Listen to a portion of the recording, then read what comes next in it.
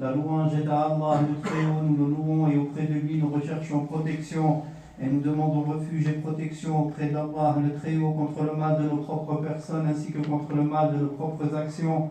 Celui qu'Allah a guidé, il n'y aura personne pour l'égarer. Celui qu'il a égaré, il n'y aura personne pour le guider. J'atteste qu'il n'y a pas de divinité digne d'être adorée en toute vérité et exclusivité à l'exception d'Allah le Très-Haut.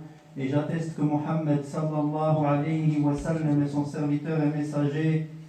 Ô vous qui croyez, craignez Allah de sa vraie crainte et ne mourrez qu'en pleine soumission. Ô vous les hommes, craignez votre Seigneur qui vous a créé à partir d'une seule personne et qui a créé à partir de celle-ci sa compagne et qui a multiplié à partir de ces deux-ci un grand nombre d'hommes et de femmes. Et craignez Allah au nom duquel vous vous implorez mutuellement et craignez de rompre les liens du sang. Allah observe parfaitement ce que vous faites. Ô vous qui croyez, craignez Allah et prononcez des paroles justes. Il vous arrangera vos affaires et vous pardonnera vos fautes. Et celui qui obéit à Allah et à son messager a remporté un vif succès.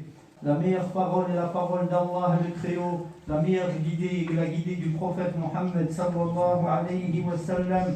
Et la pire des choses, ce sont les choses rapportées en islam et n'en faisant pas partie. Et toute chose rapportée en islam à rajouter dans celui-ci est une innovation. Et toute innovation est un égarement. Et tout égarement est voué au feu. Ô croyants, serviteurs d'Allah, craignez pieusement Allah. La crainte d'Allah remplace toute chose. Et rien ne peut remplacer la crainte d'Allah immense et haut. Et la crainte d'Allah consiste en son obéissance, en espérant la récompense d'Allah et le délaissement de sa désobéissance par crainte de son châtiment. Tout cela à la lumière de la révélation coranique et de la tradition prophétique avec lesquelles a été envoyé le meilleur des hommes, Mohammed, dernier des prophètes et messager du Seigneur de l'univers. Ô croyants, les mois passent, les années s'écoulent et en cela il y a matière à réfléchir pour celui qu'Allah a comblé de ce bienfait immense qu'est la méditation véridique. Certes, ces jours qui s'égrènent sont en fait un rapprochement de l'homme de sa fin inéluctable en ce bas monde. L'exemple de la lune est un exemple frappant, serviteur d'Allah. La nouvelle lune est un croissant de petite taille qui augmente jusqu'à ce que nous voyions la lune pleine au milieu du mois. Puis celle-ci rétrécit à nouveau jusqu'à sa quasi-disparition en fin de phase. Il en va de même pour l'homme, faible en début de vie, puis il croît jusqu'à atteindre sa maturité, puis sa force diminue graduellement jusqu'à sa fin de vie. Gloire à Allah qui a mis en toutes choses des signes pour les gens doués de raison. Serviteur d'Allah, la méditation sur l'écoulement des mois et des années est un moyen profitable pour l'homme d'effectuer son introspection et son autocritique sans se mentir, afin d'agir pour se corriger, afin de plaire à son Créateur. Allah dit en effet, ô vous qui croyez, craignez Allah et que chaque personne regarde ce qu'elle a préparé pour demain.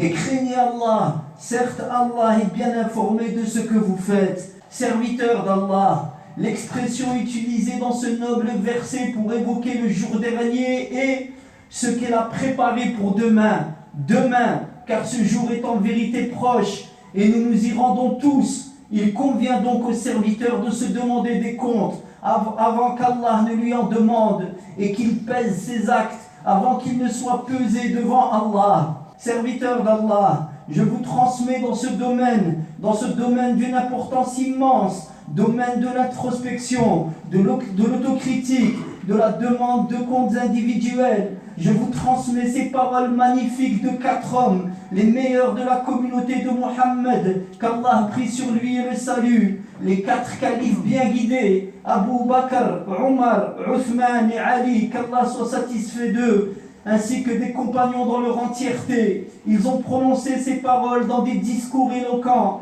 et des interventions profitables. Prêtons donc oreille et attention à ces paroles et accordons-leur l'importance qu'elles méritent.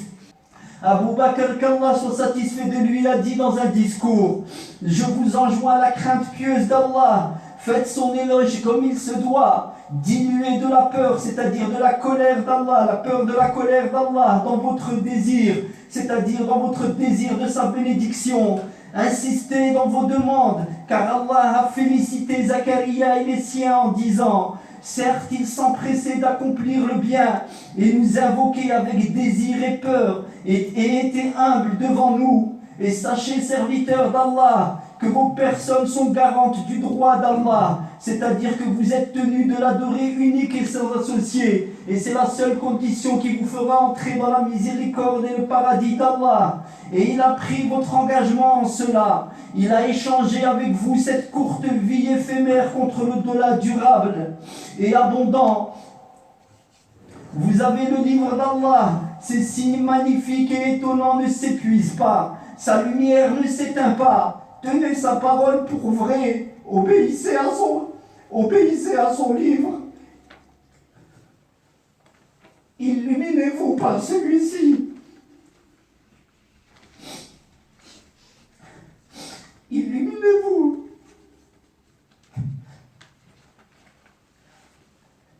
Illuminez-vous par celui-ci.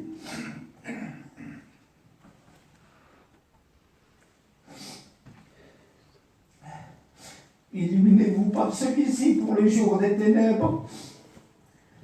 Allah ne vous a créé que pour ça, son adoration. Et il vous a adjoint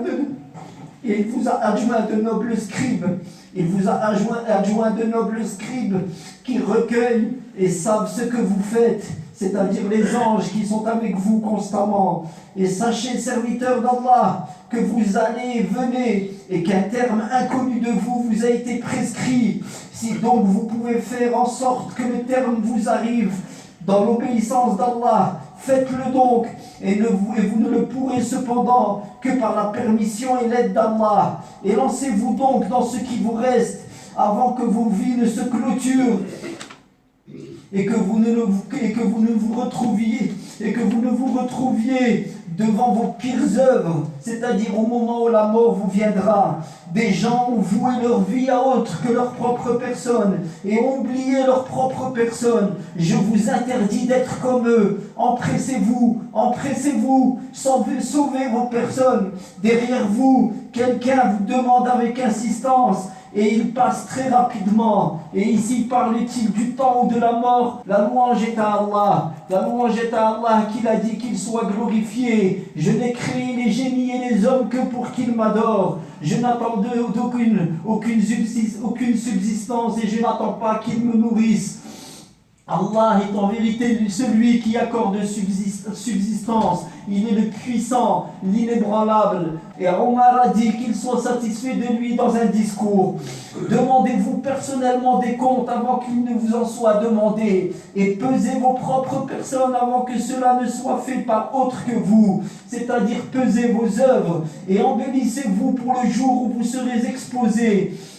Rien de ce que vous aurez œuvré ne sera caché. Et Uthman, le troisième calife, qu'Allah soit satisfait de lui, a dit dans un discours: fils d'Adam, sache que l'ange de la mort désigné pour toi ne cesse de prendre des âmes avant d'arriver à toi, et ce depuis que tu es en ce monde.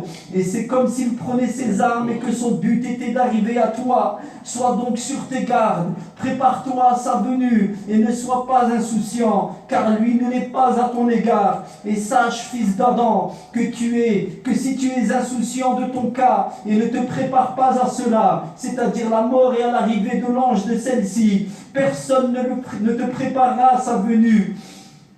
Et la rencontre d'Allah est inéluctable. Prépare-toi donc et n'attends pas qu'on le fasse à ta place. Et il a dit qu'Allah soit satisfait de lui lors de son dernier discours qu'il a fait en groupe. Uthman a donc dit: Allah vous a donné le bas monde afin que vous recherchiez l'au-delà à l'aide de celui-ci, non pas pour que vous vous y encriez. Ce bas monde est appelé à disparaître et l'au-delà demeure. Que la vie éphémère ne vous détourne pas de l'éternité. Préférez ce qui demeure à ce qui n'est que provisoire. Ce bas monde va s'arrêter et le retour est vers Allah puissant et grand. Craignez Allah, car sa crainte est une protection contre sa dureté et elle est un moyen qu'il a accordé. Et craignez la jalousie d'Allah, c'est-à-dire en bravant ses interdits. Vous serez alors soumis à celle-ci. Soyez unis, ne vous divisez pas. Et rappelez-vous le bienfait d'Allah sur vous lorsque vous étiez ennemis. Et c'est lui qui réconcilia vos cœurs. Puis par son bienfait, vous êtes devenus frères. Et alors que vous étiez au bord d'un abîme de feu, c'est lui qui vous en a sauvés. Ainsi, Allah vous montre ces signes afin que vous soyez bien guidés. Que soit issue de vous une communauté qui appelle au bien, ordonne le convenable et interdit le blâmable, car ce seront eux qui réussiront, eux qui réussiront.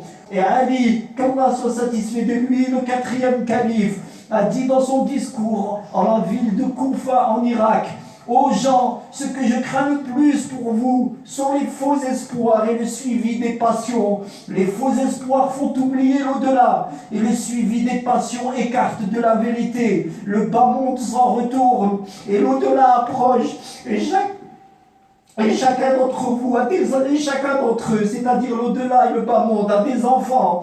Soyez les enfants de l'au-delà, non pas ceux de ce bas monde, car aujourd'hui, ce sont œuvres sans compte, et demain est compte et point d'œuvre. Serviteurs d'Allah, que de belles injonctions de la part des califes bien guidés, les meilleurs hommes de la communauté de Mohammed, qu'Allah prie sur lui et le salue. Et il convient à tout croyant, avide de bonheur et désireux de sauver son âme, il convient à celui-ci de se demander des comptes avant qu'Allah ne lui en demande et qu'il pèse ses actes avant de se tenir devant son Seigneur immense et haut. Et l'intelligent serviteur d'Allah est celui qui œuvre pour l'au-delà. Quant au faible, il suit ses passions en plaçant de faux espoirs en Allah, car il sait qu'il commet ce qu'Allah déteste et abhorre. Craignez Allah, serviteur d'Allah, en délaissant ce qu'il interdit, délaissez le péché et élancez-vous dans la pratique de ce qu'il aime.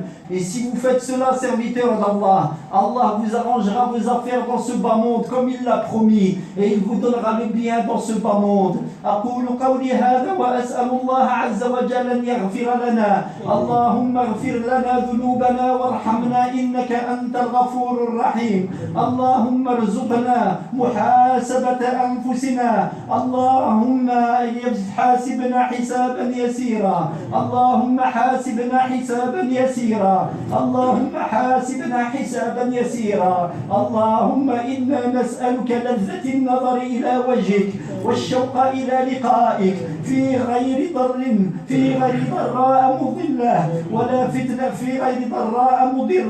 ولا فتنة مضلة. اللهم اجمع قلوبنا على كتابك وسنة نبيك صلى الله عليه وسلم. اللهم إنا نعوذ بك من الشرك. اللهم إنا نعوذ بك من الشرك. اللهم إنا نعوذ بك من الشرك. اللهم اجعلنا من الموحدين. اللهم إنا نعوذ بك من البدع. اللهم إنا نعوذ بك من البدع. اللهم إنا نعوذ بك من البدع وأهلها الذين يحدثون في دين محمد صلى الله عليه وسلم ما لم يشرعه وما لم تأمر به يا رب العالمين. اجعلنا على دين أبي بكر وعمر وعثمان وعلي الذين هم فهموه يا رب العالمين وبلغوا ما بلغهم النبي صلى الله عليه وسلم. اللهم اجعلنا على سبيل الصحابة والتابعين لهم بإحسان إلى يوم الدين. اللهم فقهنا في الدين. اللهم فقهنا في الدين. اللهم فقهنا في الدين. لا تجعلنا يا رب العالمين من الضالين المضلين الجهال الجاهلين يا رب العالمين. نسألك علما نافعا ونعوذ بك من علم لا ينفع. اللهم علمنا ما ينفعنا وارزقنا خير يا رب العالمين. اللهم اجعلنا من العلماء العاملين ولا تجعلنا من الضالين المضلين. اللهم إنك عفو تحب العفو يا رب العالمين فاعف عنا. وصلى اللهم على نبينا محمد وعلى آله وصحبه أجمعين.